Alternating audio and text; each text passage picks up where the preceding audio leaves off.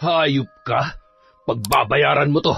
Sa oras na matuntun namin kayo, sisiguruhin kong katapusan nyo na. Papatayin kita, pati na mag-ina mo. Wag na wag nyo silang subukang hanapin at guluhin pa. Dahil sa oras na may mangyaring masama sa mag-ina ko, hindi ko kayo mapapatawad. Hindi lang yan ang aabutin nyo sa akin. Bakit naman ako maaawa sa isang halimaw na katulad mo? Wag na tayo magsayang pa ng oras. Gusto ko lang namang sagutin mo ang tanong ko. Maliban sa'yo, meron ka pa bang ibang kauri na nakatira dito? Marami ba kayo? Sumagot ka! Wala na. Ako na lamang ang nag-iisang aswang dito. Sige na, kung sa tingin mo ay nararapat akong mamatay dahil sa pagiging aswang ko, kahit wala akong sinasaktan na kahit sino, sige, patayin mo na ako at pagkatapos ay lisanin mo na ang lugar na ito. Hindi na kita bibigyan pa ng pagkakataon na masaktan ng kahit sino sa mga mahal ko sa buhay. Wala kang awa!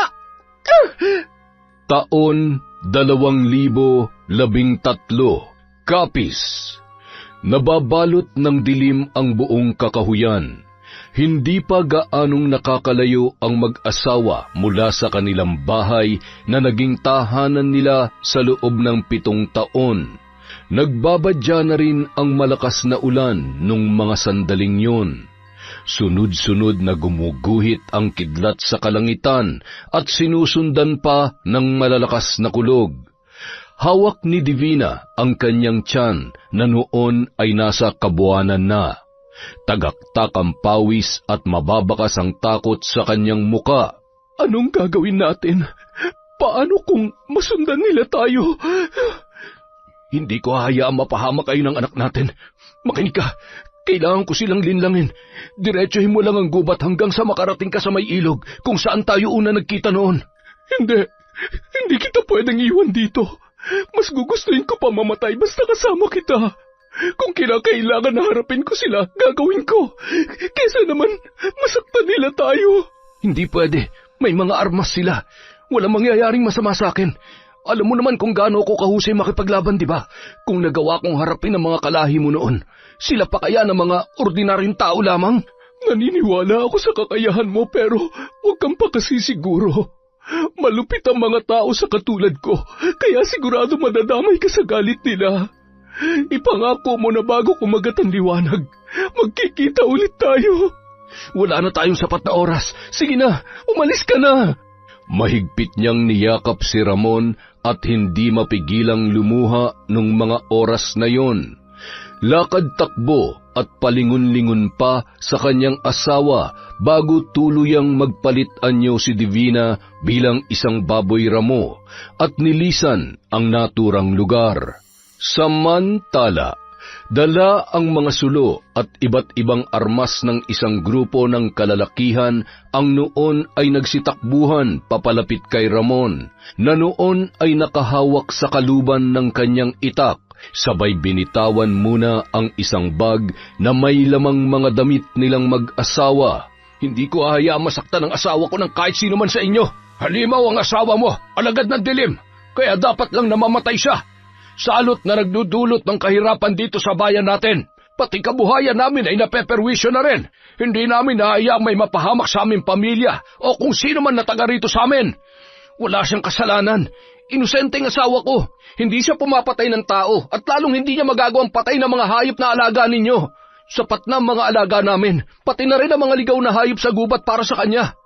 Oo, aswang siya, pero hindi siya mamamatay tao. Sinungaling! Hindi mo mabibilog ang ulo namin. Kung ikaw ang magiging hadlang sa plano namin, mga kasama, hulihin natin siya.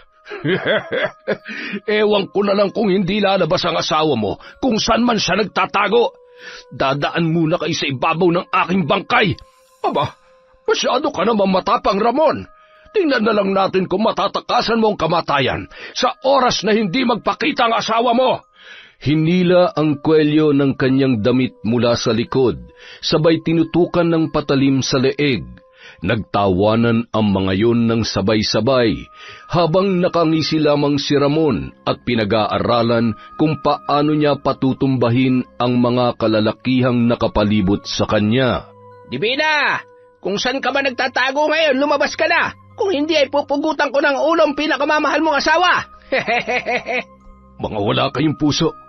Kung ito talagang gusto nyo, pagbibigyan ko kayo. Isa-isa niyang pinatumba ang mga lalaki na bagamat armado ay maingat niya namang nasasangga at naaagaw ang mga patalim noon. Namimilipit sa sakit ang apat na mga kalalakihan na animoy hirap nang bumangon nung mga oras na yun. Abay, maalam ka pala sa pakikipaglaban. Kaya naman pala masyadong malakas ang loob mo. Ngayon, tayo naman ang magtuos. Testingin natin yung lakas mo kung uubra sa bawat pagtama nitong balisong dyan sa katawan mo.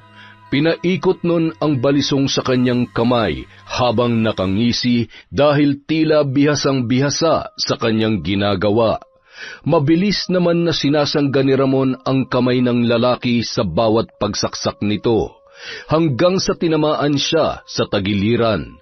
Tinakpan niya yon gamit ang kanyang kaliwang kamay para pigilan ang pagbulwak ng dugo, at agad na binunot ang itak sa kaluban at hindi nagdalawang isip na tagain ang lalaki sa paa nito. Ayaw ko manakit ng kahit na sino, pero kailangan ko tong gawin. Kailangan ko mabuhay para sa mag-ina ko.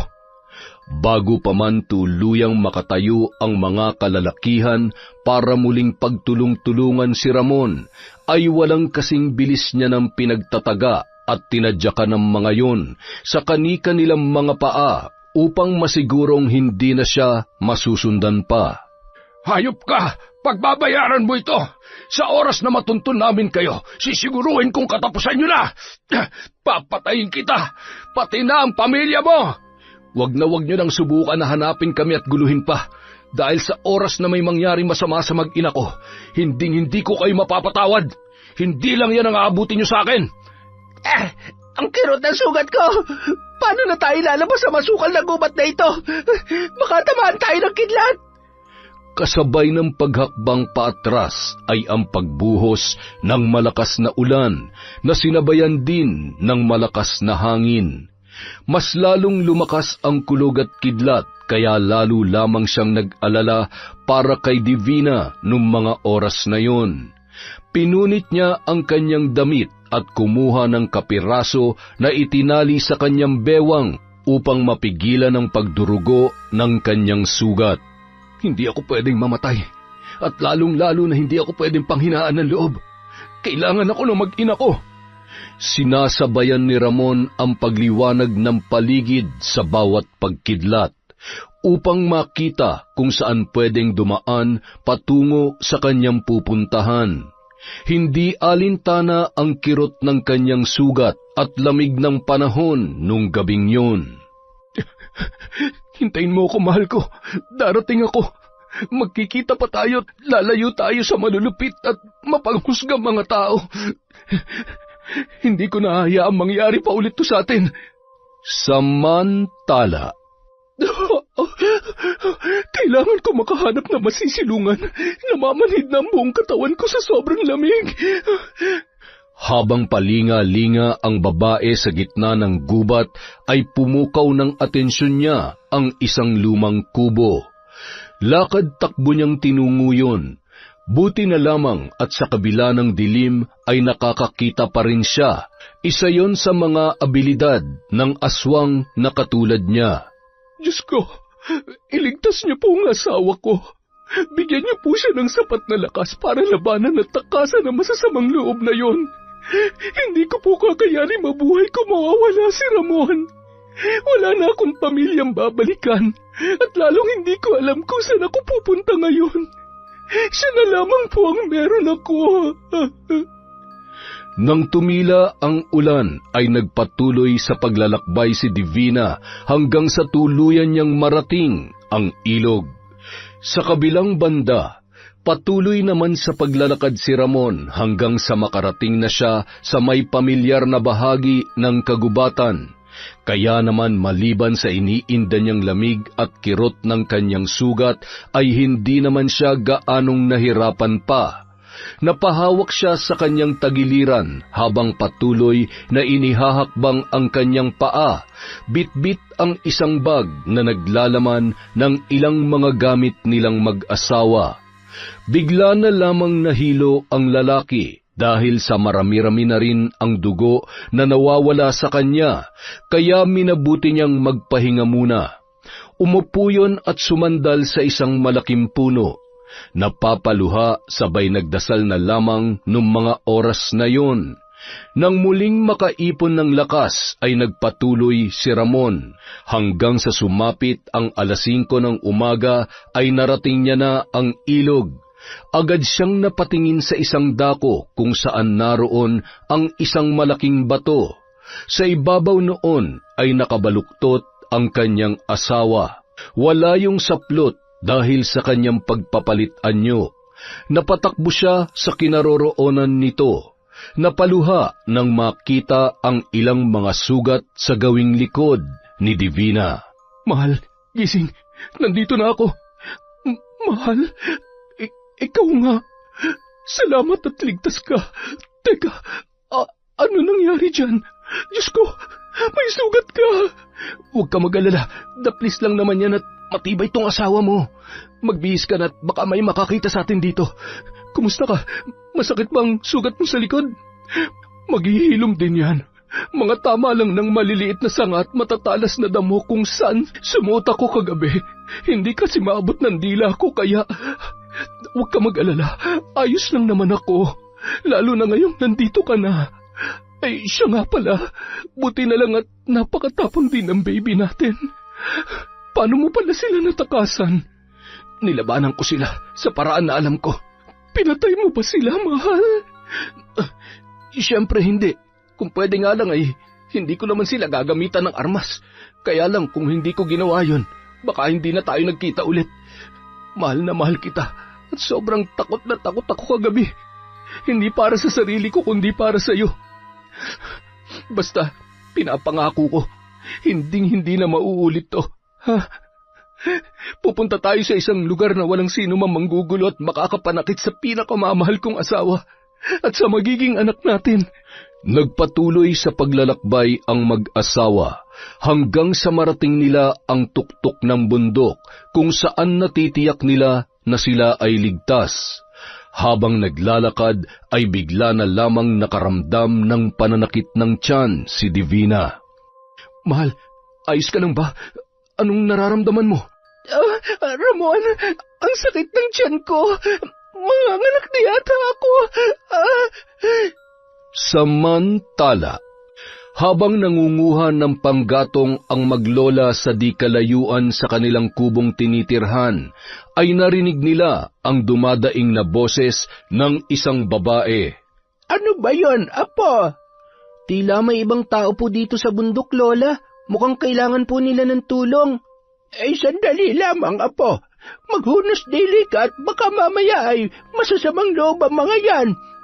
Halina po kayo, Lola. Sus Mariosep na bata ito. Hintayin mo ako. Buti na lamang at matibay ang lola mo. Ay, salamat sa sariwang dagang bukid kagabi. Nang matuntun nila ang kinaroroonan ng mag-asawa, ay agad nilang nilapitan yun. Ay, sus, buntis pala itong asawa mo ay nagawa mo pang ipasyal dito sa bundok. Kargahin mo na lamang at mukhang lalabas na ang bata. Tara na, sumunod kayo sa amin. Apo, ikaw na magbitbit dyan sa bag na dala ng lalaki. Opo, Lola, tayo na po. Habang lakad-takbo ang mga yon papunta sa nasabing kubo, ay patuloy sa pagsigaw si Divina, dala ng labis na pagkirot ng kanyang tiyan. Ramdam niya na unti-unti nang lumalabas ang bata. Ayan na! Hindi ko na kaya! Lalabas na siya!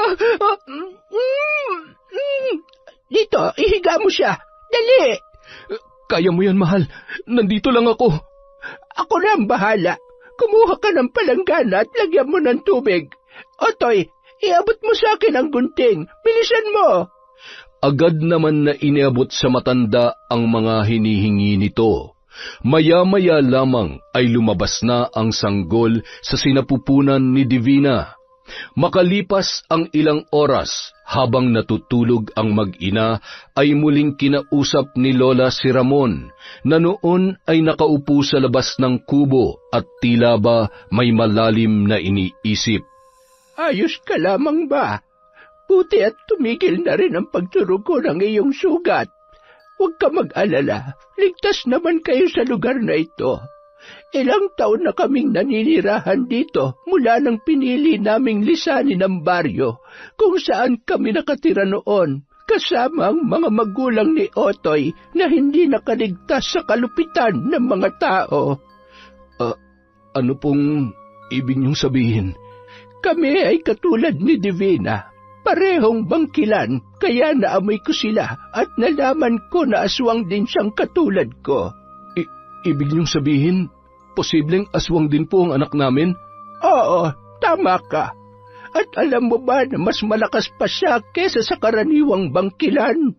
May mga pagkakataon na hindi agad lumalabas ang kakayanan nila, pero meron namang mga bata pa lamang ay lumalabas na ang natural nilang kapangyarihan bilang isang aswang. Magkakaroon siya ng ibang abilidad at ipagdasal na lang natin na mas mangibabaw ang kanyang pagiging tao. Sa tingin ko naman ay lalaki siya ng may mabuting puso dahil sigurado ko na magiging mabuting magulang kayo sa kanya. Makalipas ang ilang taon, habang nagkakape ay isang video tungkol sa aswang ang pinapanood ni Mang Victor. Lintik na mga aswang yan. Sa panahon na ito ay hindi pa rin talaga nauubos ang mga salot. Ano ba yan, Tay? Patingin nga. Gagi, ang taas ng views ah. Milyon-milyon na oh. Totoo po kaya yan? Oo, totoo yan. Tingnan mo naman. Ganyan na ganyan ang itsura ng aswang na nakita ko noon. Ay, hindi ko makakalimutan ang gabing yon. Pati na rin yung walang hiyang dahilan kung bakit may malaki akong peklat dito sa paa. Ano nga ba nangyari dyan, Tay? Bakit ang haba ng pagkakatahi ng sugat nyo dyan? Nilapa ba yan ng aswang? Buti po, hindi nalasing yung aswang kasi... Gusto mo bang makatikim ng kabaw ko? Sakto, pwede rin naman tong ipartner dyan sa kape mo. Nako, Tay, wag na. Mapapaso pa kayo. Pero, alam nyo, Tay, may naisip ako. Paano kung mag-iba ako ng content? Tulad nito. Siguradong pagkakaguluhan to ng mga tao. Magko-costume kami ni Liam na kunwari aswang. Tingin mo, Tay. Yan, dapat ganyan ka mag-isip. Hindi kung ano-anong walang kakwenta-kwentang inilalabas mo dyan sa bibig mo. Ay, isa pa nagsasayang ka lang ng oras dyan sa content mo. Wala namang nanonood sa'yo. Tingnan mo nga ito, oh. Nag-iisang video pa lamang pero pumatok na dahil ito ang gusto ng mga tao. Pero mas maganda kung totoo, hindi yung gawa-gawa lang. Tama kayo, Tay. Pero paano? Saan naman ako makakakita ng aswang? Isa pa, baka naman dahil sa content ay mapahamak pa kami nung kaibigan ko. Talagang mapapahamak ka kapag hindi mo ginamit yung utak mo. Ay, dito sa lugar kung saan namataan ng lalaking to ang aswang, siguradong malapit lang doon ang lugar na pinagtataguan nila. Tama. Posible may mga aswang na nagtatago sa bundok. Pero masyadong delikado, Tay. Nakakatakot. Diyan pa nga lang sa pinapanood nyo, natatakot na ako eh. Paano pa kaya kapag kaharap ko na talaga? Tsaka baka lapain pa ako ng buhay nun. Mangyayari lang yon kung pupunta kang hindi handa. Susuong ka ba sa gera na walang sapat na alam, lakas at armas? Siyempre, hindi po. Teka, alam ko na ho kung sino makakatulong sa atin. Naalala niyo pa ba yung kinukwento ni Liam tungkol sa lolo niyang antingero? Tsaka sa pagkakaalam ko, maraming alam yun tungkol sa aswang. Di ba yun ho laging kinukwento sa akin ni Liam? Aba, oo nga no. Mabuti pa'y sumama tayo minsan kay Liam. Kailangan natin malaman kung paano natin poprotektahan ang sarili natin sa mga aswang kapag ka nakainkwentro natin sila. Tama kayo dyan, Tay. Pati na rin po pangontra at armas. Kailangan na kailangan natin yun. Ayos. Siguradong papatok to sa mga manonood. Yayaman tayo dito, Tay. Sana po, pahiramin tayo ni Lolo, no? Basta gawin mo na kung anong dapat mong gawin. Kapag alam na natin kung paano tatapusin ang mga aswang na yan, sasamahan pa kitang hanapin sila kahit saan pa sila nagtatago. Sigurado kayo, Tay? Kaya niyo bang umakyat sa tuktok ng bundok? Makipaghabulan sa gubat kahit pilay kayo? Minamaliit mo ba ako? Pilay lang ako pero hindi ako lumpo. Baka nga talunin pa kita sa pakikipagbakbakan eh. Ano, gusto mo subukan? Tay naman, nagtatanong lang naman ako eh. Kalmahan nyo naman ng konti. Masyado mainit ang ulo niya eh. Kaya kayo iniwan ni nanay eh. Huwag mo mabanggit-banggit sa akin ng nanay mo. Wala kang alam sa nangyari noon. Sa susunod na marinig ko pa yan sa'yo, baka ikaw naman ang palayasin ko. Matagal ko na siyang binura sa buhay natin. Tumangot-tango na lamang si Kaloy, sabay tumalikod at napabuntong hininga ng mga sandaling yun. Sabay lumabas muna sa kanilang bahay. Sa tuwing napag-uusapan nila ang kanyang ina sa kabila ng galit ay nababasa niya ang sakit sa mata ng kanyang tatay Victor. At naaalala niya pa kung paano nalugmok yon nung araw na tuluyan na iniwan na sila ng kanyang ina. At yun din ang dahilan kung bakit marami siyang beses na napagmalupitan nito. Ay, hanggang ngayon hindi ko pa rin talaga alam kung anong dahilan ng pag-alis ni nanay. Nasaan na kaya siya ngayon? Babalik pa kaya siya? Magkikita pa kaya kami? Sana kapag mayaman na ako, bumalik na si nanay. Ang sabi niya, mahal na mahal niya kami ni tatay, pero bakit kaya? Habang palakad-lakad yun sa labas ng kanilang bahay at nag-iisip, ay bigla namang dumating si Liam. Katulad ng nakagawian nila ay dala-dala noon ang kanyang cellphone at kamera na ginagamit nilang magkaibigan para gumawa ng panibagong content. Oh, ang aga mo yata ngayon. Oo, para naman maaga rin akong makauwi. Sasamahan ko kasi si Lolo sa bukid mamaya eh. Mag-aani kasi kami ng mga tinanim niyang gulay at ide-deliver namin kinabukasan. Ah, teka, baka naman pwede kaming sumama ni tatay. Wala naman kaming gagawin mamaya eh. Sige ba, matutuwa si Lolo kapag nakilala niya kayo ni Mang Victor. Lagi ko kasi kayong kinukwento sa kanya eh. At tuwang-tuwa din siya kapag pinapanood niya yung mga ine-edit kong vlogs natin. Ayos. Teka, sandali lang ha. Sasabihin ko na muna kay tatay at baka mamaya pumunta na naman sa sugalan yun. Okay lang naman siguro, daanan na lang natin kapag papunta na tayo. Mas maganda na kung ngayon pa lang ay babalik na tayo sa inyo. Doon tayo mag-vlog. Isama natin ang lolo mo. Mukha kasing nananawa na sa pagmumukha natin yung 5,000 nating subscribers eh. Iniisip ko kasi na kung itutuloy natin tong pinaggagawa natin, dapat yun talaga magugustuhan ng mga tao. Katulad nito, sandali lang ha. Ito yung viral ngayon na video tungkol sa aswang na nasa bundok sa karatig lalawigan lang natin. Patingin nga. Shucks, oo nga tol, grabe. Nakakatakot naman yan. Buti hindi sila napahamak. Ay, kaya ayokong abutin ng gabi sa bundok at baka hindi ko kayang panoorin, tol. Baka hindi ako makatulog mamayang gabi. Masyado ka namang matatakutin. Alam mo, may naiisip nga akong bago ngayon eh. Paano kung tungkol sa aswang na lang ang i-vlog natin? Tingnan mo nga yan, isang video pa lang tungkol sa aswang, sabog na agad ang views. Isa pa, hindi ba't maraming alam si Lolo sa aswang? Oo, pero hindi niya basta-basta sinasabi ang lahat ng detalye. Tsaka ayaw ko rin makinig gawa ng ano nga eh. Kasi nga hindi ka naman nagtatanong. Huwag kang anduwag. Yan ang makakasagabal sa pagyaman natin eh. Duwag na nga ako tapos duwag ka pa. Paano na tayo niyan? Ay, oo na. Magagawa ba ako? Basta sigurado ka na, papatok yan ha.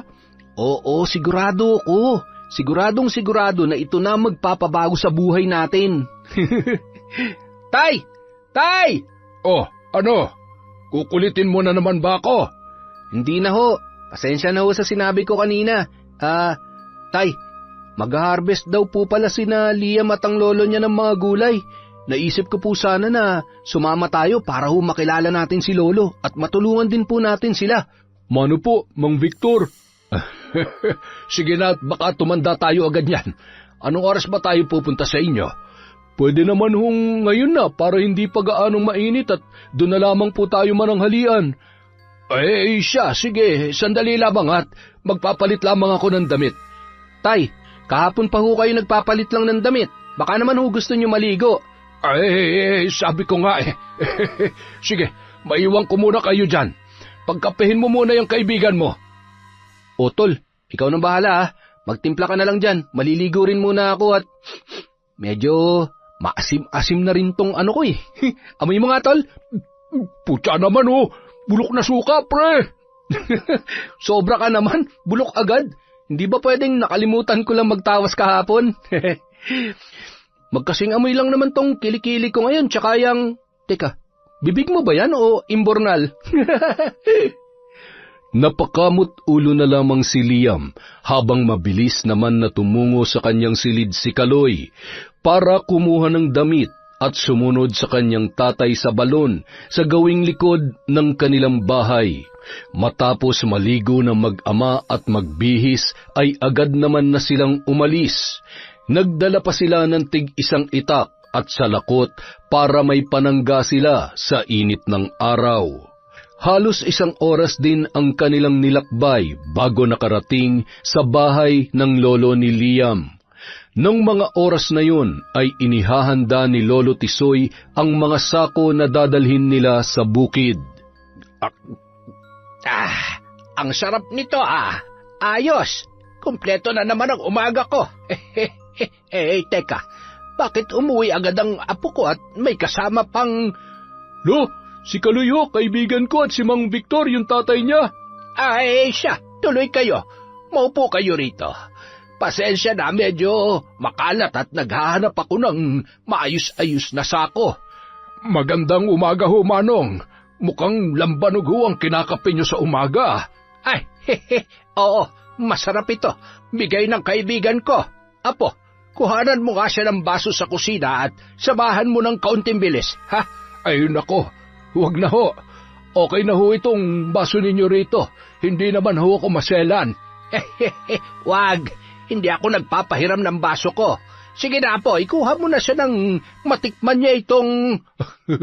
Pasensya na ho, Mang Victor. Sandali lang ho, ha? Lo, tulungan ko na ho kayo dyan.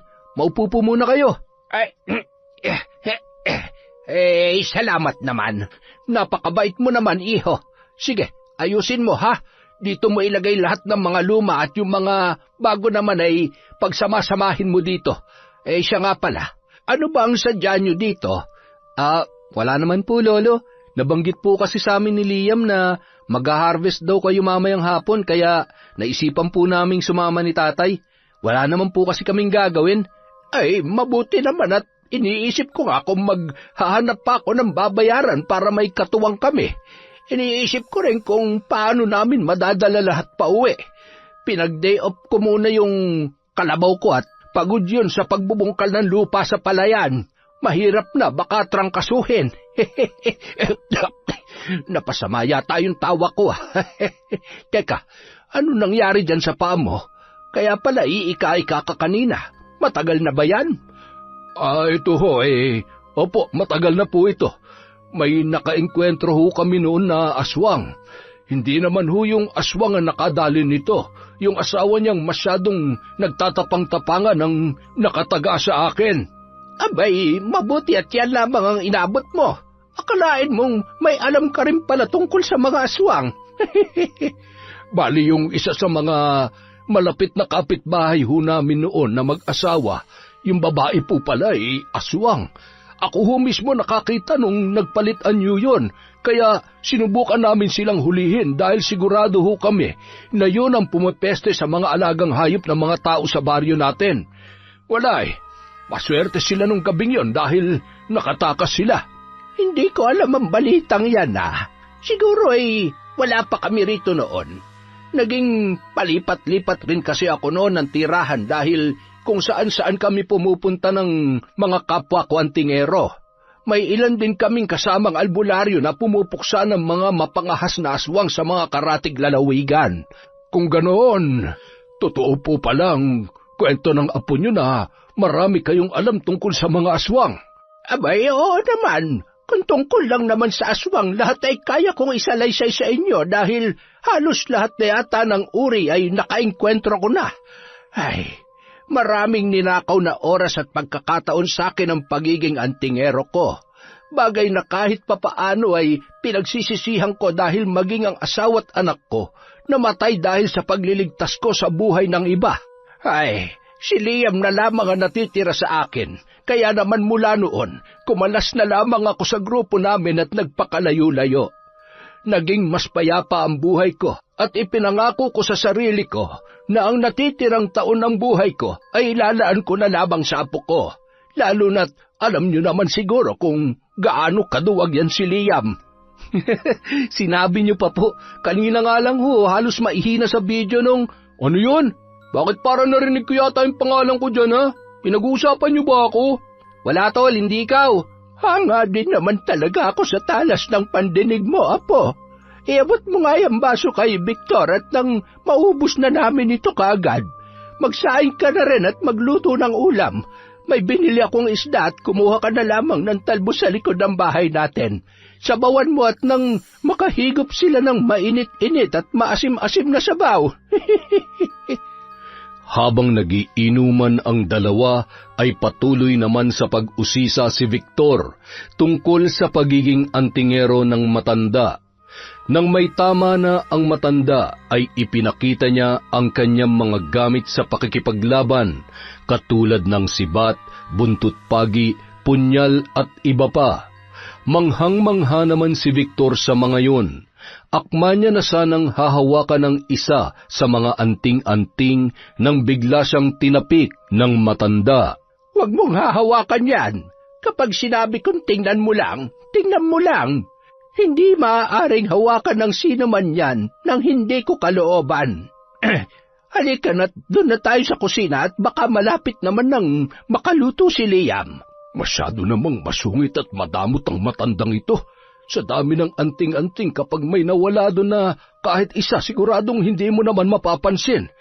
Pasasaan ba't mapapasamin din yan ng anak ko? Ikaw ang magiging susi para magtagumpay ang plano namin ni Kaloy. Hoy! Ano? Ayaw mo na yatan lumabas dyan. Daig mo pa na engkanto Ngayon ka lang ba nakakita ng mga anting-anting at mutya, Victor? Ay, oho. Namamanghalang ho ako. Grabe, saan niyo po nakuha mga ito? Gumagana po ba talaga mga ito? Siguro ang lakas-lakas niyo kapag nakikipaglaban dahil sa ang pagiging malakas ay hindi lamang dahil sa mga bagay na yan. Nasa isip at puso ng isang tao yon. Kapag ang dalawang yan ay nagkaugnay, kaya mong patumbahin kahit anong nilalang pa makakalaban mo. Umaayon ang kapangyarihan ng kahit anong anting-anting sa pagkatao ng may tangan nito.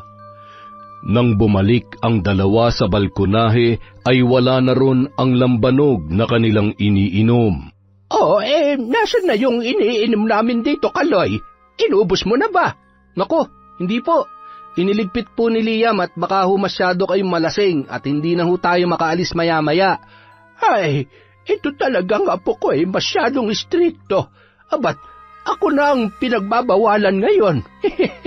Hindi ko pa nga gaanong nalalasahan Ayos lang po yun at hindi naman talaga makakabuti sa inyong sobrang pag-iinom, lalo na't nagkakaedad na ho kayo. Ay sus, si tatay, akala mo naman hindi umiinom? Mas malala pa nga kayo kay Lolo Huwag kang ang sabat ng sabat dyan. Pumunta ka doon sa kusina at tulungan mo yung kaibigan mo. O di kaya, walisin mo yung kalat dyan. Ay, nagsasabi lang naman ako ng totoo, nagagalit na naman.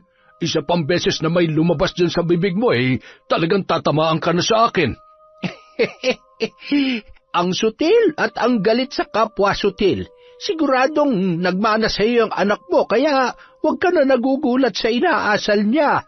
Aba, parang iniinsulto ko ng matandang ito Ilang sandali pa, naghain na ng pagkain si Liam. Dinala niya ang mga yun sa balkonahe at doon ay masaya silang nagsalo-salo habang nagkukwentuhan. Pagkatapos kumain ay nagpasya na silang umalis dahil makulimlim naman na ang panahon nung mga oras na yun. Bandang 3:00 na nang sila ay makarating sa bukid at sinimulan na ang pag-aani. Pagkatapos ay masayang-masaya ang mag-ama sa dami ng binigay sa kanila ng matanda na pwede pa nilang ibenta sa kanilang mga kapitbahay. Mula ng mga araw na yun, Naging madalas ang pagdalaw ni Mang Victor at Kaloy sa matanda hanggang sa nakapalagayan na rin ni Lolo Tisoy ang mag-ama. Ipinagpatuloy naman ng magkaibigan ang pagva-vlog habang pinagpaplanuhan ang susunod nilang content. Madalas ay sinasamahan ni Kaloy si Liam sa pagde-deliver sa bayan ng gulay at binabayaran naman siya ng kanyang kaibigan. Isang araw, 5:00 ng hapon, hindi pa rin dumarating si Liam. Nag-deliver kasi yon ng pechay at iba pang gulay sa bayan kasama ang kanyang kaibigan na si Kaloy. Samantala, hindi naman mapakali si Lolo Tisoy nung mga oras na yon. Kaya naman minabuti niya munang tumambay sa kubo sa may likod na bahagi ng kanilang bahay habang naninigarilyo. Ay, bakit ba ganito ang pakiramdam ko? Huwag naman sana, Diyos ko. Hindi pa ako handang iwan ang apo ko. Kailangan pa ako ni Liam. Hindi pa siya handa para sa responsibilidad bilang bagong tagapangalaga ng aking mga anting-anting. Kailangan ko muna siyang turuang maging buo ang loob. Ay, Panginoon ko, kapag hindi ko inubos ang sigarilyong ito, baka sakaling... Ay, nasamid pa nga. Masyado nyo naman ho akong sinusubukan. Huli na ho ito ngayong araw. Bukas naman. Nung mga oras na yon, isang lalaki naman ang pumasok sa bahay ni Lolo Tisoy. Dumiretso yun sa isang silid at agad na kinuha ang isang malaking lumang bag na naglalaman ng mga armas at sa mga bulsa naman noon ay ilang pangontra at anting-anting. Mula sa araw na ito, ako nang bago magmamay-ari ng anting-anting mo, tanda.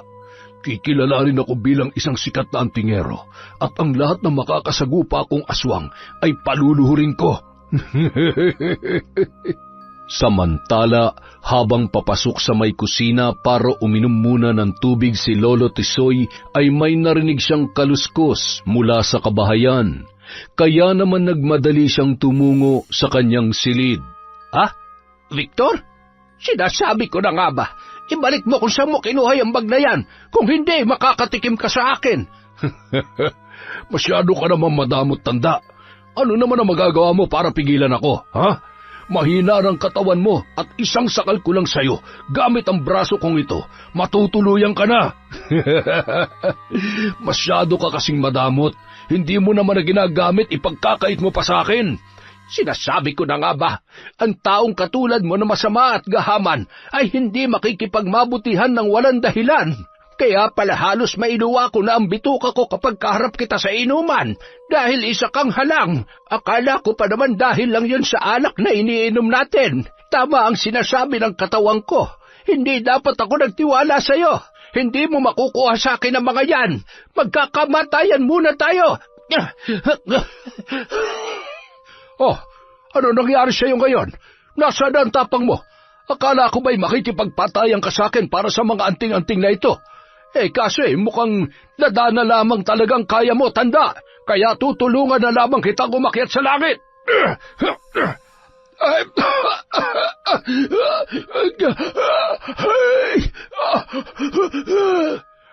Ay, binigyan mo pa talaga ako ng dagdag na isipin.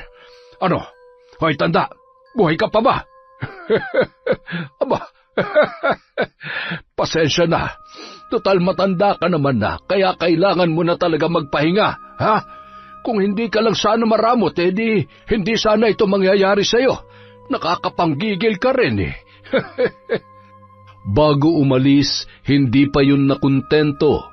Inuntog pa nun ang ulo ng matanda ng 2 beses sa sahig. Dahilan kaya dumaloy ang sariwang dugo mula sa ulo nito. Nang araw ding yun, bandang 12:00 ng gabi habang nagpapahangin sa labas ng bahay si Kaloy, isang text ang kanyang natanggap mula sa kanyang kaibigan tungkol sa sinapit ng kanyang lolo. Agad naman niyang tinawagan si Liam na punong-puno ng pag-aalala. Bakit hindi mo sinabi agad? Di sana napuntahan namin kayo ni tatay. Huwag kayong mag-alala. Sinundo kami ng mga kamag-anak ni Lolo. Salamat na lang sa pag-aalala nyo. Hello, Tol. Ay, ano ba naman yan? Oh, bakit naman naligaga ka? May problema ba? Wala na raw po si Lolo Tisoy. Ano kaya nangyari dun? Kawawa naman. Malakas pa yun nung umaga. Bakit naman kawawa makakapagpahinga na siya? Mananahimik na rin siya sa langit. Mas maigi nga yung ganon para hindi na alagain pa. Ganon talaga ang buhay. Lahat naman ay daraan sa ganyan. Ay, di man lamang kayo nag-alala para sa kanya. Kayo nga hutong naging mas malapit sa kanya nung nakaraan. Ay, wala tayong mapapala sa ganyan. Kesa magdrama ka dyan, mabuti pa mag-empake ka ng mga gamit mo para sa ilang araw. Bukas na bukas ay mamumundok tayo. Po? Mamumundok? Bakit po? Dahil magagawa na natin ang plano natin. Magtutulungan tayo. Pasisikatin mo ko at lalago naman ang views mo. Pagkatapos kapag may malaki na tayong pera, di yayaman na tayo at makakaalis na rin tayo sa lugar na ito. Halika, may ipapakita ko sa iyo. Ano ho ba yun, Tay? Teka, saan nyo nakuha ang mga ito? Huwag nyo sabihin na may kinalaman kayo sa nangyari kay Lolo. Kayo po bang... Pwede bang itikom mo yung bunganga mo? Natumba lang yun, inatake sa puso. Anong akala mo sa akin? Mamamatay tao? Pero hindi pa rin po tama na... Kailangan ba talagang may masaktan o mamatay para lamang sa mga bagay na to, Tay? Hindi man lamang ba kayo naawa dun sa matanda? Tumahimik ka na. Alam mo kung paano ako magalit, Kaloy. Huwag mo sinasagad ang pasensya ko't higit sa lahat. Huwag kang susuway sa gusto ko kung ayaw mong isilid ulit kita sa sakot ibitin ng patiwarik. Gusto mo ba yon? Ha? Agad naman nang pumasok sa silid si Kaloy na animoy batang takot na takot. Kahit binata na ay sariwa pa rin sa isip niya kung ilang beses niyang naranasan yun. Kapag naaalala niya ang sarili sa loob ng sako, nakasabit, pawis na pawis habang pinapalo ng sinturon o kung anumang mahawakan ng kanyang ama ay halos hindi siya makahinga. Ang sama-sama niyo, Tay. Sana hindi na lang kayo naging tatay ko. Sana naging aswang na lang din ako para ako na mismong lalapa sa inyo. Napakasama niyo. Sa kabilang banda, habang nasa labas ng bahay ang mag-asawang sina Victor at Divina, ay hindi naman sila mapakali. Hinihintay kasi nila ang kanilang anak na si Ina. Saan na naman kaya pumunta yun? Pambihira talaga yung anak mo, oo. Huwag ka mag-alala. Dalaga na siya at kabisado niya na ang pasikot-sikot dito sa bundok. Habang tumatagal, marami na ring taong dumadayo dito, kaya kailangan natin mag-ingat. Habang nag-uusap ang dalawa ay siya namang pagdating ni Ina, na noon ay lakad-takbo papalapit sa kanyang mga magulang. Nay, Tay, may dayo na naman po dun sa may... Nakita mo na? Bakit ba kasi hindi ka nalang pumirmi dito sa bahay? Hindi mo ba alam kung gaano kadelikado kapag nakita ka nila? Nung nakaraan, muntik na may makahuli sa'yo, tapos hindi ka pa rin nadadala. Tay, sa bilis at lakas ko, hindi naman nila ako kaya kung sakali mang mahuli nila ako. At subukan lang nilang pagtangkaan ang buhay ko, gagawin ko silang pagkain. Lalo na ngayong konti na lang ang mga hayop dito sa bundok dahil hinuhuli na nila. Anak, yan ang wag na wag mong gagawin. Sa oras na makatikim ka ng karne ng tao, siguradong hindi mo na mapipigilan pa ang sarili mo. Masyadong delikado, anak. Ayaw kong makapanakit ka ng inosenteng tao. Alam ko naman po yon, Nay. Ang sinasabi ko lang naman po kung sakaling may magtangkang manakit sa akin. Buti na lang talaga nakakain na ako bago dumating yung mga dayong yon. Basta hindi pwedeng basta ka na lang aalis na hindi ka man lamang nagpapaalam sa amin, ha? Kung kinakailangan samahan kita, gagawin ko, masiguro ko lamang ang kaligtasan mo. Huwag kayong mag-alala, Tay. Lagi naman po kami magkasama ni Kuya Otoy. Tara na po, pasok na po tayo. Tingnan niyo yung mga mata niyo, Tay. O, kahit kasi antok na pinipigilan niyo pa dahil wala pa ako eh. Mahal na mahal talaga ako ng nanay at tatay ko. Nang sumunod na araw, maaga pa ay umalis na ang mag-amang sinamang Victor at Kaloy. Bakas sa mukha ng binata ang lungkot. Sinubukan niya pa sanang tawagan ang kanyang kaibigan na si Liam, ngunit hindi niya na yon makontak. Labag man sa kanyang kalooban ang ginagawa ng kanyang ama ay wala naman siyang magawa, kundi ang sumunod na lamang dito. Nang makarating sa tuktok ng bundok, ay bagsak ang balikat, sabay ibinaba ang kanilang mga dalang gamit. Sumandal sila sa malaking puno. Naibsan naman ang pagod nila dahil sa malamig na ihip ng hangin. Kumain muna tayo at magpahinga. Mamayang gabi pwede tayong sumilong pansamantala sa kuweba na nadaanan natin kanina. 1 oras din siguro lalakarin natin pabalik. Sigurado akong malapit lamang dito ang tirahan ng mga aswang. Wala naman kasi tayong nadaanan na kubo o bahay man lang. Teka, heto ang botelya na naglalaman ng langis. Ilagay mo to dyan sa bulsa mo at pakiramdaman mo na maayos, ha? Kapag naramdaman mong mainit ang bote at kumukulo ang langis, siguradong nasa paligid lamang ang aswang. Basta wala kang ibang gagawin kundi kumuha ng video. Yung maayos, yung malinaw at dapat kitang-kita kung gaano ko patutumbahin ang aswang. Naintindihan mo ba? Huwag kang tatanga-tanga dahil kung hindi ay masasayang lamang ang oras at panahon natin dito. Opo. Isa pa, pwedeng ayusin mo yung pagmumukha mo at daig mo pa nalugi sa negosyo. Huwag kang masyadong magpapatalo dyan sa emosyon mo. Isipin mo na lang kung paano babaguhin ng mga anting-anting na itong buhay natin. Nandito tayo kaya baka naman pwede mo munang itapon yung konsensya mo. Hindi ka mapapakain yan. Nako. Napabuntong hininga na lamang si Kaloy at matipid na ngumiti sa kanyang ama. Bandang 5:00 ng hapon, agad na tumakbo papalapit si Kaloy sa tabi ng kanyang tatay na inihahanda ang armas na gagamitin niya kung sakaling may sumulpot na aswang sa nasabing lugar. Tay, yung bote ng langis. Tingnan niyo. Maghanda ka dahil sigurado may aswang sa paligid. Kita mo nga naman, mukhang hindi tayo mahihirapan. Samantala, palinga-linga naman ang matanda sa paligid. Ramdam niya na may tao na malapit sa kanila.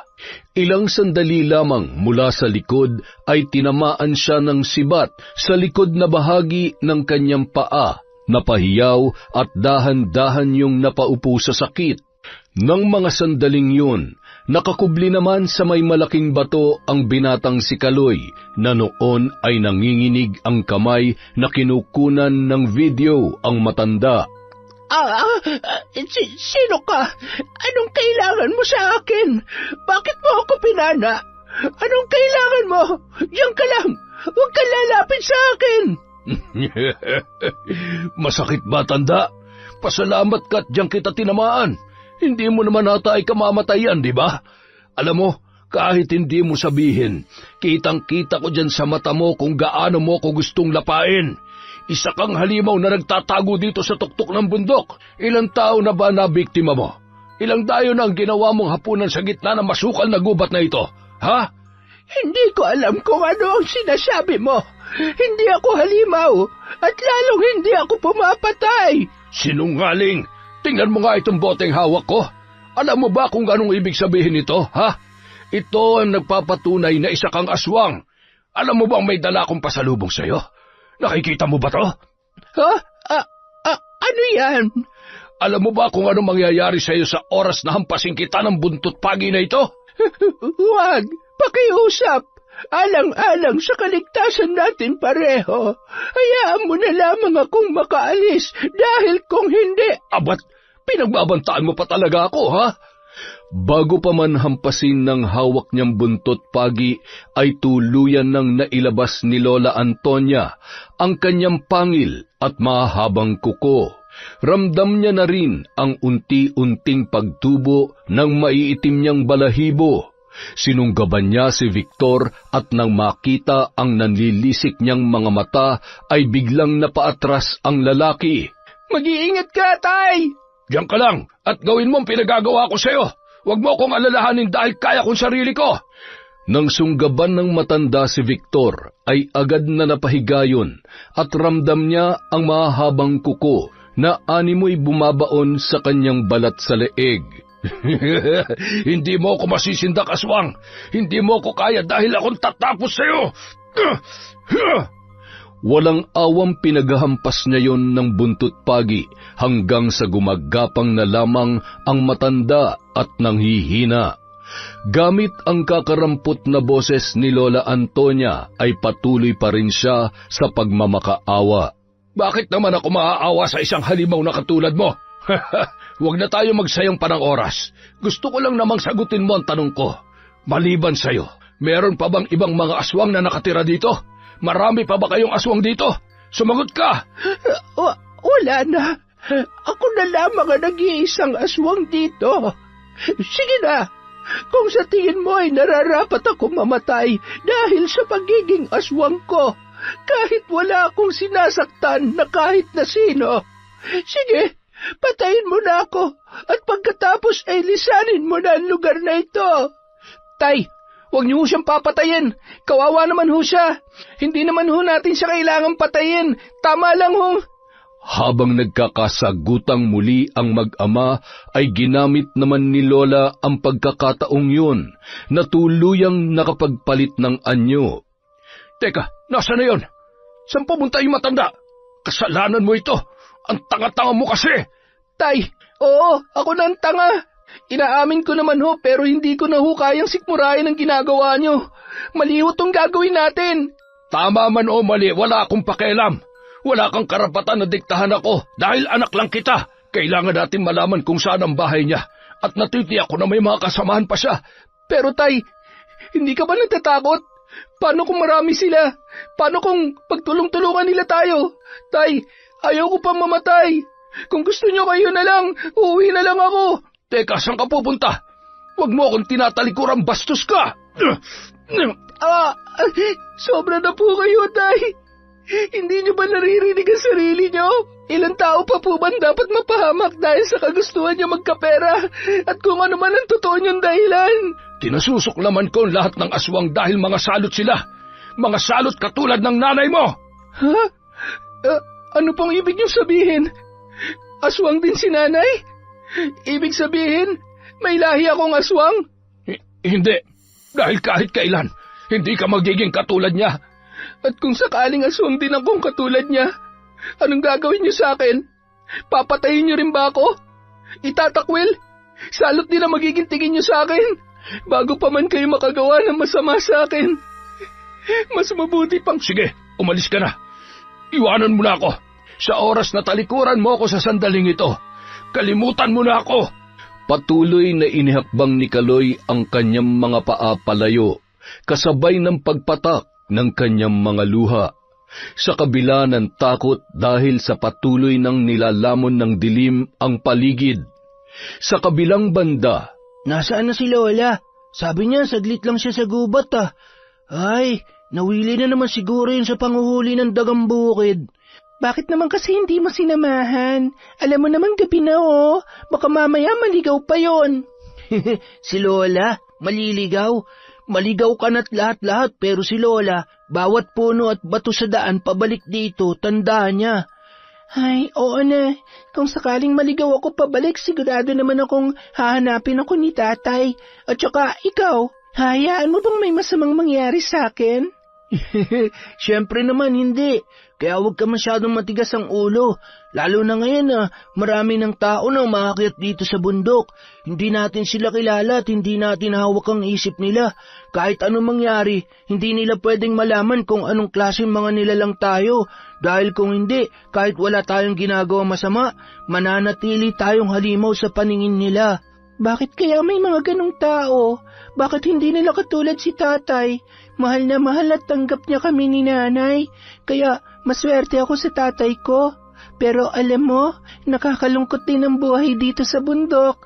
Siguro, kung normal na tao lang tayo, hindi natin kailangan magtago rito. Sana nakikita natin ang totoong itsura ng mundo, ano? Pero tahimik ang buhay natin dito. Ito na talagang kapalaran natin, kaya kailangan na nating tanggapin at maging masaya sa buhay natin. Habang nag-uusap ang dalawa, ay isang baboy ramo ang pumasok sa kubo at bigla yung bumalik sa normal na anyo. Napakaraming dugo ang nawala sa katawan noon.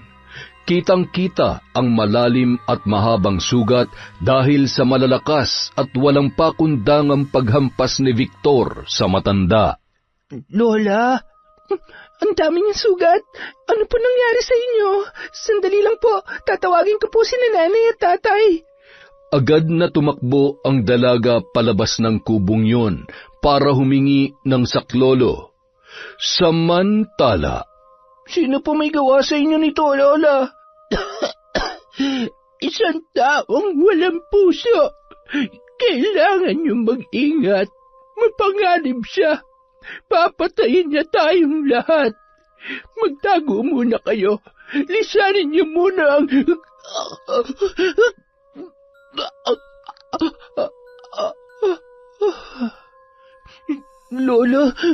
Lola, gumising ka. Lola, huwag mo akong iwan. Lola! nang makarating ang mag-anak ay wala ng buhay si Lola Antonia. Napahagulhol ang mga yun dahil sa ilang taon na nilang paninirahan doon, yun ang nagsilbing kanilang mga magulang. Ano ang gagawin natin? Nasa panganib daw po ang buhay natin. Hindi po kaya may mga taong gustong pumatay sa mga katulad natin? Sabi ni Lola, kailangan daw natin magtago. Tsaka, hindi magagawa ng sino mang normal na tao na mapatay ng basta-basta si Lola. Marahil ay mas pinili niyang hindi manlaban o sadyang may malaking kaalaman sa pakikipaglaban sa aswang ang may gawa nito. Hindi ako natatakot sa kanya. Gusto kong bigyan ng hustisya ang pagkamatay ng lola ko. Pagbabayarin ko may gawa nito sa kanya. Siguradong hindi pa siya nakakaalis o posibleng hinahanap niya pa tayo. Wala tayong dapat ikatakot. Kailangan lang natin maging handa. At tama ka, Otoy. Kailangan nating ipaghiganti ang pagkamatay ng lola mo. Habang nag-uusap ang mga yon, ay bigla naman silang may narinig na boses mula sa labas ng tarangkahan. Hinawakan ni Ramon ang kanyang itak na nasa loob pa ng kaluban. Sinilip nila kung sino ang lalaking yon. Bigla na lamang napakapit si Divina sa braso ng kanyang asawa. Si Victor! Diyos ko! Natuntun niya na tayo! Hindi niya tayo pwede makita. Sigurado kung siya ang walang hiyang may gawa nito kay Lola Antonia. Hindi na talaga siya nagbago. Hanggang ngayon demonyo pa rin. Ayaw niya talaga tayong tantanan, ha? Pues, pagbibigyan ko siya sa gusto niya. Siya po ba ang lalaking nagtangka sa buhay namin ni nanay noon? Siya ba yung sumaksak sa'yo, Tay? Humanda siya sa akin. Akong tatapos sa kanya. Hindi na nagawa pang pigilan si Ina ng kanyang ama't ina. Pansamantala munang binitawan ni Otoy ang kanyang pinakamamahal na si Lola Antonia at sinundan ang dalaga. Huminga ng malalim ang babae habang pinipigilan muna ang kanyang sarili nung mga sandaling yon. Sino kayo? Anong kailangan niyo at napadpad kayo dito sa bundok sa alanganing oras? Magandang gabi, Iha. Pasensya na sa abala. Mahilig kasi akong mamundok. Nahiwalay ako sa mga kasama ko eh. Masyado ng delikado pababa ng bundok at isa pa, may bali-balita na meron daw aswang dito. Totoo ba yon? Siguro, pero hindi naman sila nakakatakot. Marahil aswang sila pero meron pa rin sila mabubuting puso. Alam niyo ba kung sino dapat katakutan? Yan ay ang mga taong may masasamang ugali. Tuloy po kayo. Baka sakaling abutin pa kayo ng umaga. Ha? Anong sabi mo?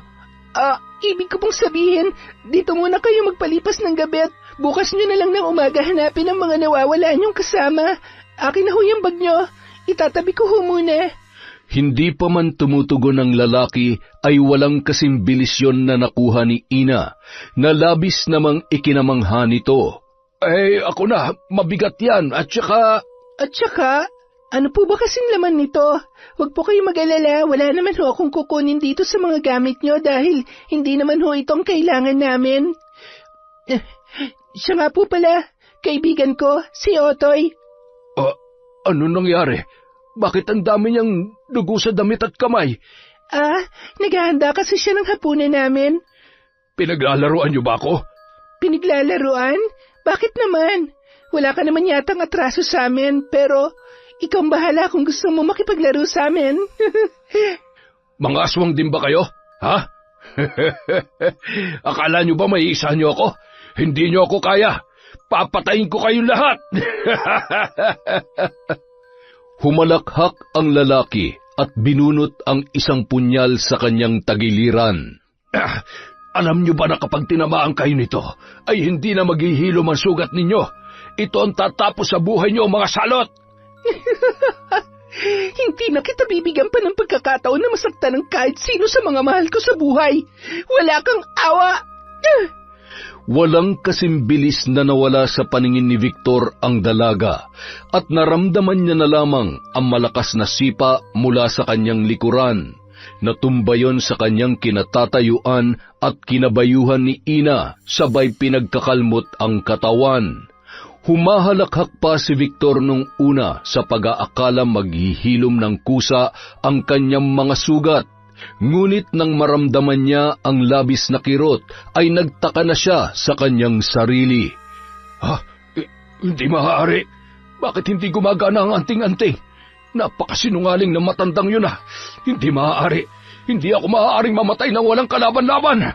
Ngayon ako naman, siguro naman matapos mampatay ng lola ko, may karapatan ako ipaghiganti siya.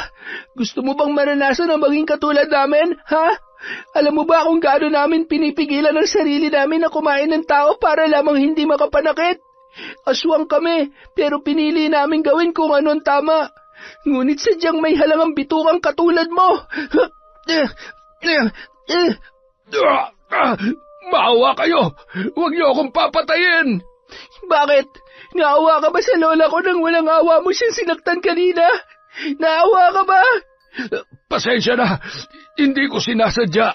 Iniligtas ko lang ang sarili ko dahil sigurado akong ako ang papatayin niya kung hindi ako ng laban. Napakasinungaling mo. Hindi nananakit ng tao si Lola Antonia. Walang ibang dapat namatay kundi ikaw. Samantala, hindi pa ba tayo magpapakita sa kanya? Sa tingin ko, dapat na naming tapusin to. Kailangan ko ng tuluyang putulin ang sungay niya. Kung alam ko lang na darating pa ang araw na to, sana nun ko pa siya tinuluyan.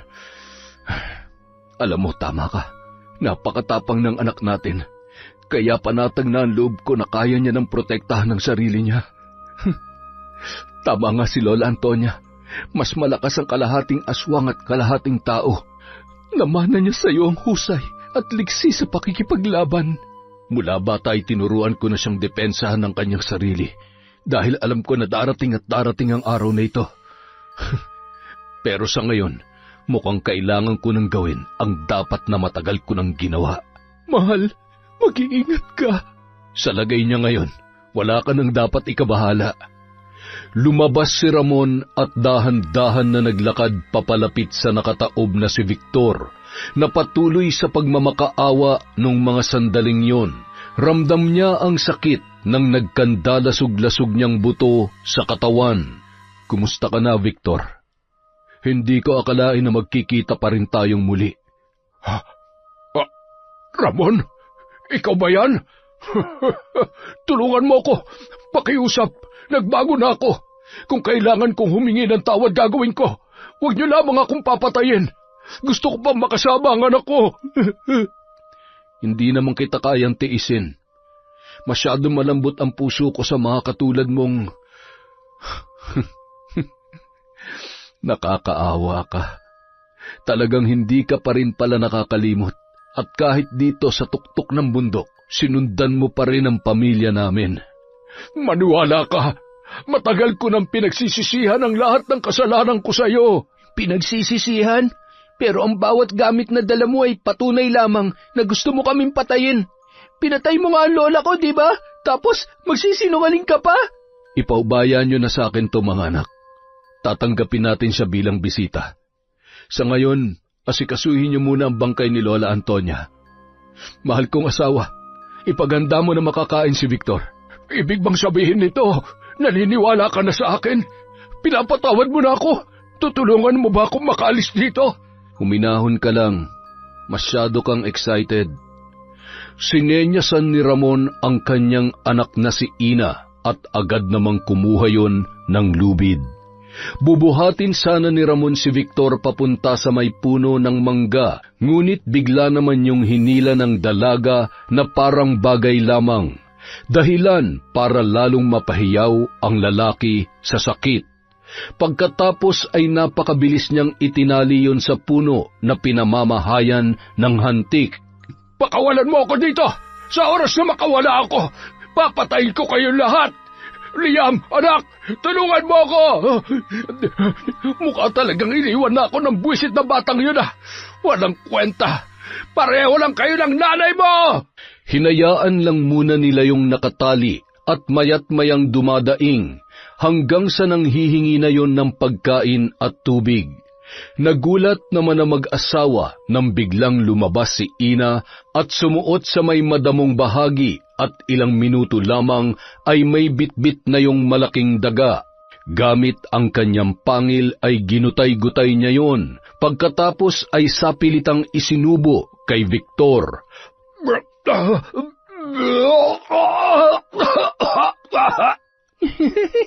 Alam mo, magpasalamat ka dahil yan ang kinakain namin, hindi tao.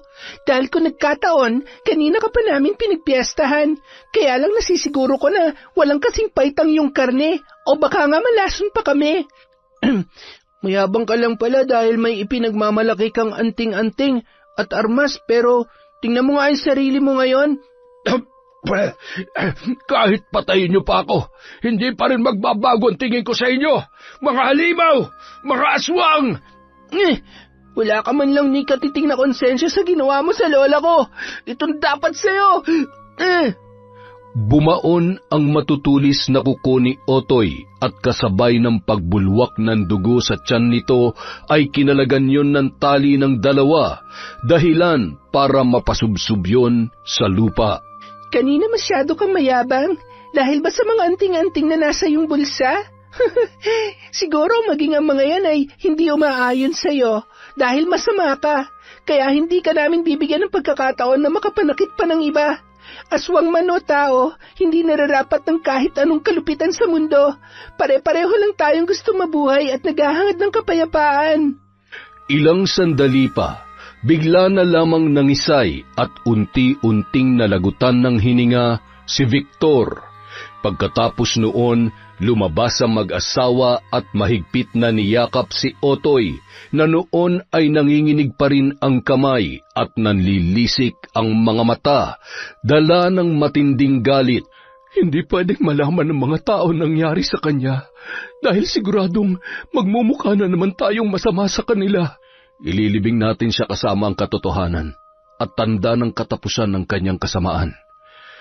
Ay, nakakalungkot lang isipin na nangyari ang lahat ng ito, lalong-lalo ng pagkamatay ni Lola Antonia. Huwag ka mag-alala, Otoy.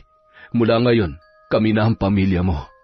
Bandang 3:00 ng madaling araw, nilibing nila si Lola Antonia at gayon din si Victor. Paano kung hanapin siya ng anak niya? Sana hindi, at hindi nagmana sa kanyang anak.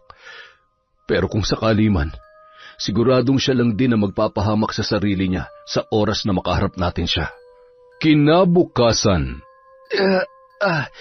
Ang sakit ng buong katawan ko. Sana mahanap ko na ang daan pababa ng bundok. Gusto kong puntahan si Liam kahit nasaan man siya. Kailangan niya malaman ng totoo. Kailangan pagbayaran ni tatay ang mga kasalanan niya. Ligtas namang nakabalik si Kaloy sa kanilang baryo. Makalipas ang ilang araw nang hindi pa rin bumabalik ang kanyang ama ay nakaramdam siya ng pag-aalala. Malibang iniwan ko siya? Hindi kaya napahamak si tatay? Kung bakit pa naman kasi ipinipilit niyang mga bagay-bagay eh. Bakit ba siya ganun? Masakit para sa akin na mawala ka dahil ikaw na lang ang natitira kong magulang, pero hindi ko na kaya masikmura ang kasamaan mo, tay. Sa paglipas ng mga araw, tuluyan ng tinanggap ni Kaloy na wala na ang kanyang ama. Pero sa unang pagkakataon, naranasan niyang maging malaya, magdesisyon para sa kanyang sarili at manindigan sa kung ano ang tama. Para iwasan ang tanong ng mga tao tungkol sa kanyang ama, ay lumipat siya ng tirahan gamit ang natitira niyang ipon na pera. Naghanap din siya ng mapagtatrabahuhan doon. Isang araw, habang naglalakad si Kaloy, ay nagulat na lamang siya nang biglang may humawak sa kanyang braso. Liam? Liam, ikaw nga. Kumusta? Bakit ngayon ka na nagpakita sa akin? Hindi mo ba nababasa yung mga text ko?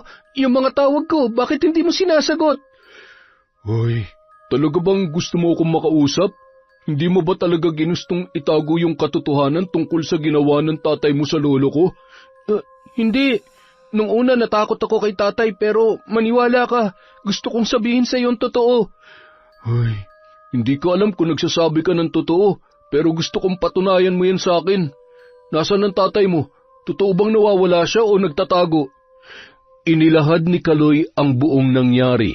Ipinakita niya rin ang isang video na nagpapatunay na nagsasabi siya ng totoo. Kailangan ko makuha mga bagay na nawala kay lolo. Malaking parte yun ng buhay niya, kaya isa lang ang hihilingin ko sa iyo. Tulungan mo akong makuha mga yun. Habang nag-uusap ang dalawa, ay napalingon si Kaloy nang marinig niya ang isang pamilyar na boses. Lolo Tisoy? Buhay kayo? Totoo ba itong nakikita ko? Minumulto niyo po ba ako? Nasaan ang gahaman mong ama? Huwag mo na siyang itago kung hindi ay malilintikan ka sa akin. Huh? Lo, tama na ho. Wala ho siyang kasalanan. Nang bitawan ni Lolo Tisoy ang binata, ay mahigpit niyang niyakap ang matanda at napahagulgul pa yun sa tuwa. Maya-maya, ipinakita nila kay Lolo Tisoy ang video. Napailing-iling yun sa pagkadismaya. Masyado siya nagpatalo sa tukso sa kaalaman, kapangyarihan, at kung ano pa mang nag-udyok sa kanya na gawin ang mga bagay-bagay na hindi man lamang pinag-iisipan. Isa siyang hangal. Hindi niya batid ang bawat anting-anting ay may katumbas na orasyon para gumana. Siya rin na naghanap ng sarili niyang ikapapahamak. Sorry po, Lolo. Hindi ko po akalain na magagawa ni tatay yun sa inyo. Ako na pong humihingi ng tawad sa lahat ng ginawa niya sa iyo. Pero, teka lang po, paano po kayo nabuhay kung... Ipinakita ni Lolo Tisoy ang medalyon na suot niya at ang isang tela na naglalaman ng mutya na nagsisilbing kanyang proteksyon. Anumang sugat ay maghihilom. Isang kapangyarihang kabal na naging dahilan kung bakit nakaligtas ako sa kamatayan nung gabing yon. Walang puso ang iyong ama. Sana'y huwag mo nang pamarisan pa ang maling gawain niya. Makalipas ang isang buwan, magkasamang inakyat ni Kaloy at Liam ang bundok. Tama ba itong ginagawa natin? Paano kung tayong lapain ng mga aswang dun? Mabuti kung kasama natin si Lolo. Huwag kang matakot. Handa ako sa pagkakataong to. Marami na naituro sa akin si Lolo para protektahan ang sarili ko. Sa pag-akyat sa bundok, nasa akin ang isa sa mga medalyon niya. Ay, sa tingin mo, pinatay kaya nilang tatay mo? Siguro, matapos pahirapan ni tatay yung isa sa mga kalahi nila, malamang sa malamang, gaganti ang mga yun. Aswang pa rin sila, at siguradong pinagpestahan na nila si tatay. Buti nga iniwan ko siya nung gabing yun kasi kung nagkataon, hindi na sana tayo nagkita pa para man lang makahingi ng tawad at... Kalimutan mo na yun. Basta mula ngayon, kami na ni Lolo ang pamilya mo. Siya nga pala, birthday mo ngayon, di ba? Oo, kaya nga natatakot ako Kapag minalas, ito nang huling kaarawan ko. Loko, walang mangyayaring masama sa atin. Hindi tayo nandito para makipaglaban, kundi para kunin ang mga bagay na mahalaga kay Lolo Tisoy. At malay natin, balang araw, makatulong yun sa atin. Ay, siya nga pala, sabi ni Lolo, wala tayong dapat ikatakot sa mga aswang na nagtatago sa bundok dahil posibleng nandito sila kasi tahimik dito, tsaka may mga hayop sila makakain dito. Mas mahirap yung mga aswang na nagpapanggap na normal na tao at hindi natin alam na nakakasalamuha na pala natin araw-araw. Nang makaakyat sila sa bundok ay tuluyan na ring kumagat ang dilim. Nakarating sila sa tapat ng isang kubo na yari sa kahoy at anahaw. May lumabas naman na isang dalaga at malayo pa ay kapansin-pansin na ang matapang na mga mata nito. Anong sadya nyo? At bakit nangas kayong pumunta sa teritoryo namin sa mga oras na ito? Hindi na kami magpapaligoy-ligoy pa. Huwag ka mag-alala, hindi kami masamang tao. May gusto lang po kami malaman.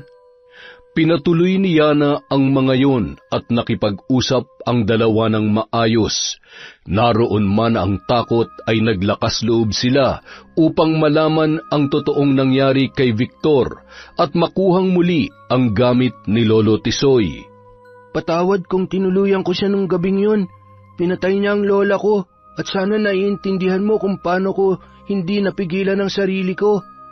Hindi na umimik si Kaloy na noon ay napapahikbi na lamang sa kanyang natuklasan. Alam niya sa kanyang sarili na wala siyang karapatang magalit, lalo na't mismong siya ang nakakita ng kalupitan ng kanyang ama sa matandang aswang. Giniya sila ni Yana at Otoy sa likod na bahagi ng kubo kung saan inilibing nila ang mga gamit katabi ng pinaglibingan kina Lola at Mang Victor.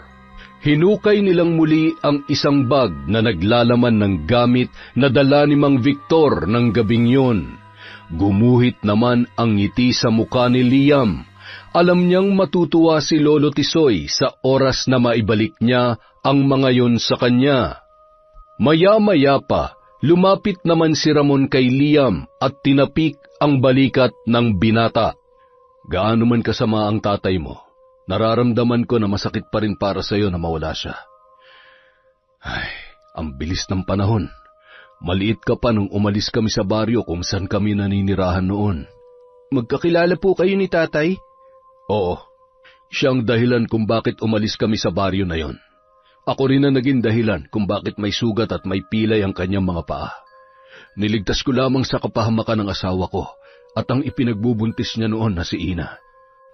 Nagpatuloy sa pag-uusap ang dalawa at doon ay mas nagkaroon ng kasagutan ang ilang mga tanong sa kanyang isipan. Bigla namang lumapit si Divina sa mga yon. Kumusta na ang iyong ina? Matagal na ho kaming iniwan ni nanay. Ang totoo, ang nanay mo ang salot sa baryong yon. Siya ang kumakain sa mga alagang hayop ng mga taga roon. Pero naibaling sa akin ang sisi dahil na rin sa tatay mo na sa tingin ko'y wala pang alam noon sa totoong katauhan ng iyong ina.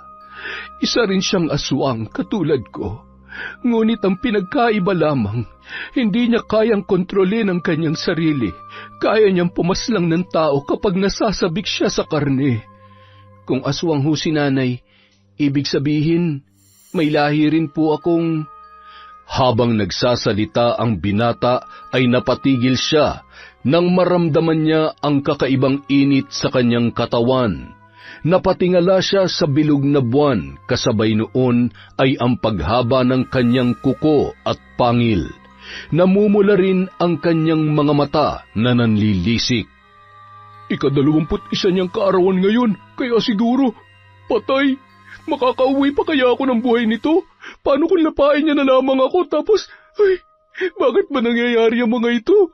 Sa dinami-dami na magiging aswang yung kaibigan ko pa talaga.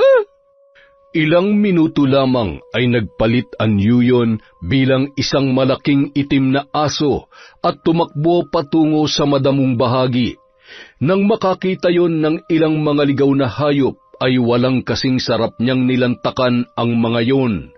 Nagising na lamang siya na walang saplot at nasa tabi niya na ang kaibigan niyang si Liam. Anong gagawin ko? Kung isa rin akong aswang at ikaw bilang tagapagmana ng karunungan ng lolo mo, hindi tayo pwede maging magkaibigan. Ayaw ko mapahamak ka ng dahil sa akin.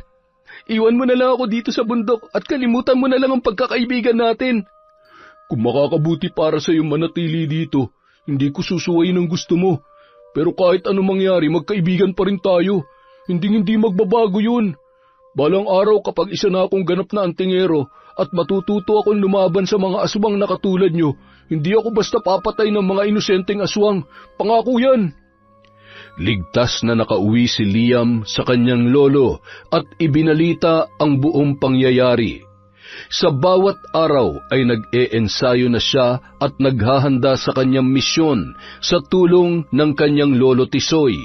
Malugod namang tinanggap ni Mang Ramon at Divina si Kaloy bilang bagong kasapi ng kanilang pamilya.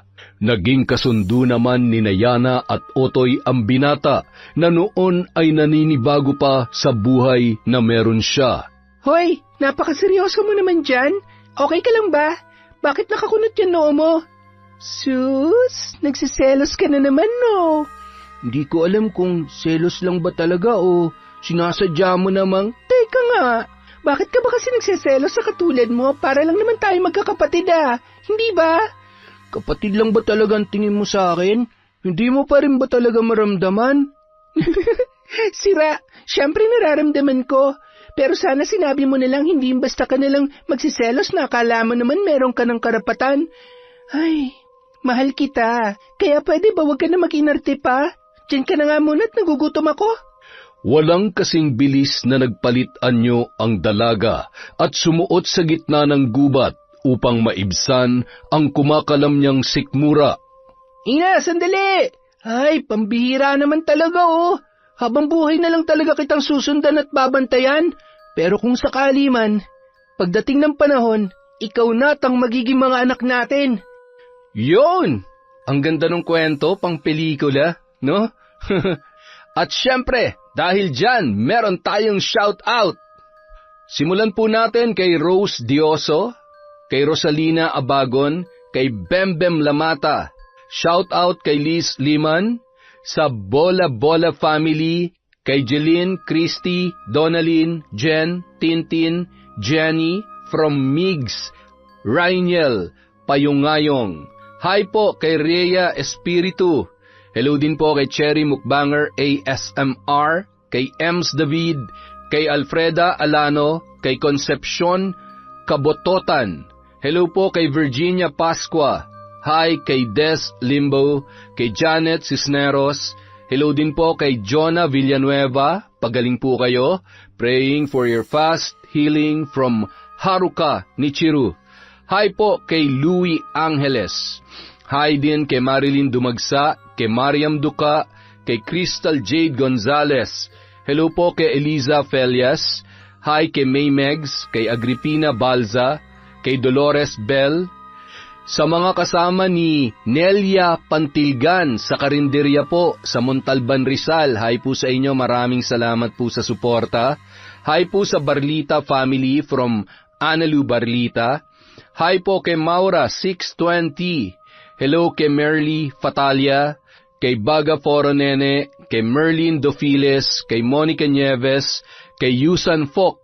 Hello po kay Jenmer Garcia, kay Susie Kiyaman, kay Jacqueline Saison, kay Riza Alibay, kay Earhart the Great Vlog. Hello po kay Elgin TV Vlog. Hi kay Mark Angel Pascual, kay Abelita Jade, kay Mirna Alfaro, kay Gina Bacaras, kay Bing Largo. Shout out po kay Josan Perlada Sevilla, kay Maricel Pama, kay Mary Anyao. Hi din po kay Glycel Magsayo from Mindanao, kay Christy Mapili. Hello din po kay Irma Umali, kay Adelma Atienza, kay Urvek from Dipolog City. Hello po kay Elizabeth Maramot, kay Windy Dalama, kay Connie Cacalda, kay Frances Remuel Velches. Hello po kay Jefferson Japson, kay Alma Sembrano, kay Jeanette Elmido, kay Wen Gandaoo. Hi kay Dalia Morillo, kay Virginia Baguio, kay Kat Burglar Cutie. Hello po kay Scarlett 39. Hello din po kay Elizabeth Sumalinog, kay Febe Ranada, kay Manisan Mamot Mapadtaya, kay Emma Dumato, kay Marenila Cervantes, kay Jesus Alegre. Shout out po kay Love, kay Evelyn Reyes, kay Sean Samseb from Chonchamchev. Hello po kay Trio Cavibes, kay Lady Dam, kay Asodisen Cerilla, kay Edgardo Fontanilla, kay Boss Jan TV. Hello po kay Dimples Yumi, kay Jaren Beter, kay Maylene Arnigo. Hello po kay Jelica Villanueva, kay Mel Santarita, kay Annalisa Villalva, kay Manuel Arenque from Daisy Dularte, Hello po kay Sarah, Marco, Razel at Rena Shane from Sara Gonzales. Hi po kay Analie Vallega, kay May Espiritu, kay Michelle Marciano from Riyadh, Saudi Arabia. Hi po kay Jerlyn Batal, kay Christine Celestino. Hello kay Gay Somodio, kay Vicky Abot, sa Pastor Estebar Lugod Caballes, Buhay Family, kila Jai at Maridin po from Blue 90. Hi po kay Basanta Mila, kay Maribeth L. Cruz, kay Rose Anrama. Hello po kila Bebe Bombay Sesgundo ng San Vicente Bato from Hana Maylin Sesgundo. Hello po kay Mira, kay Annalyn Morales, kay Belen Malbas, kay Angelina Ignacio, kay Janet De Proft, kay Connie, kay Dordas Family from Patrick Dordas. Hi po kay Lydia Lopez, kay Scarlett Sky Maniego, kay Lord Jared Andrew Ero, kay Cola Lona. Hello po kay Love Veins. Hi kay sa Grefaldia at Imperial Family from Maria Grace Grefaldia. Hi kay Teresa Barcelona, kay Mirna Bantayan, kay Puresa Tagiwalo, sa Ambrosio Celino Rayoso, Cacalda Family from Corazon, Cacalda.